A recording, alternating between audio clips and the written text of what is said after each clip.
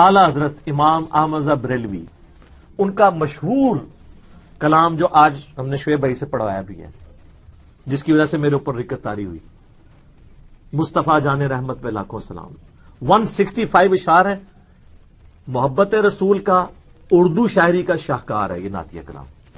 لیکن انہی اشعار میں سے ایک شعر ایسا اعلیٰ حضرت نے نبی علیہ السلام کے لیے استعمال کیا، اب وہ ہے کثرت بعد قلت پہ اکثر درود، عزت بعد ذلت پہ لاکھوں سلام.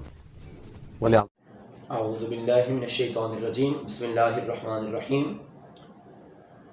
مرزا صاحب کو سلام رضا میں سے، مصطفیٰ جان رحمت پہ لاکھوں سلام، اس میں سے ایک شعر مل گیا جس میں وہ کہتا ہے کہ یہ دیکھیں ہدایت بخشش کے اندر بھی ہے، شرح سلام رضا کے اندر بھی ہے، 25 نمبر شعر ہے.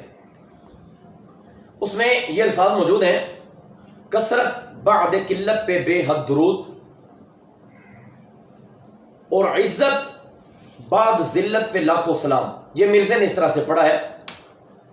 علماء ہمارے فرماتے ہیں کہ یہ لفظ بود ہے، بعد لفظ نہیں ہے.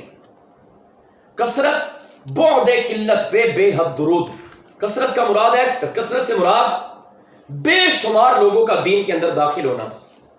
بعد قلت ایسی کثرت جس نے قلت کو دور کر دیا، جس نے قلت کو دور کیا ہے، کمی ختم ہو گئی، اسباب نہیں تھے، ذرائع نہیں تھے، افراد نہیں تھے، آج افراد موجود ہیں، ان پہ لاکھوں سلام. یہ اسلام کے لیے بھی کہا جا سکتا ہے. آگے عزت بعد ذلت پہ لاکھوں سلام، وہ عزت، وہ اسلام کا غلبہ جس نے اہل اسلام کی بے سر و سامانی کو دور کر دیا، اس کے اوپر لاکھوں سلام.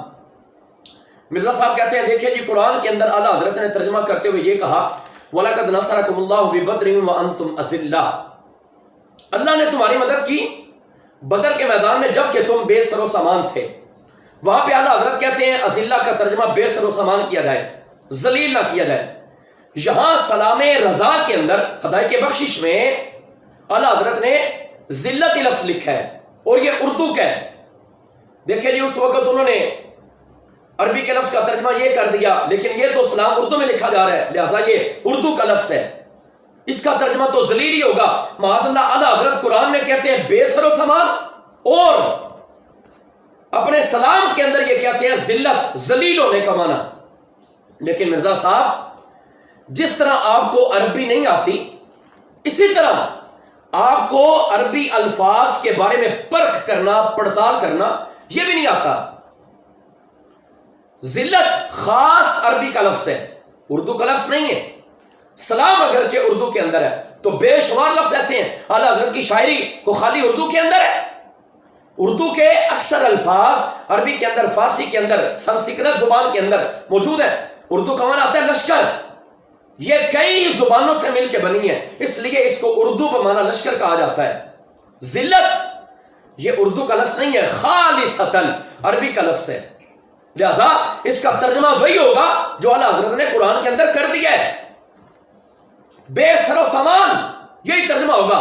آپ اس کو بعد پڑھیں یا آپ اس کو بود پڑھیں، ہمیں اسے کسی بھی اعتبار سے کوئی لینا دینا نہیں ہے. لیکن ذلت کا ترجمہ حضور اعلیٰ حضرت نے بے سر و سامان کر دیا، لہذا جو آپ نے قرآن کے اندر کر دیا وہی ترجمہ آپ کا اس اسلام کے اندر بھی ہوگا.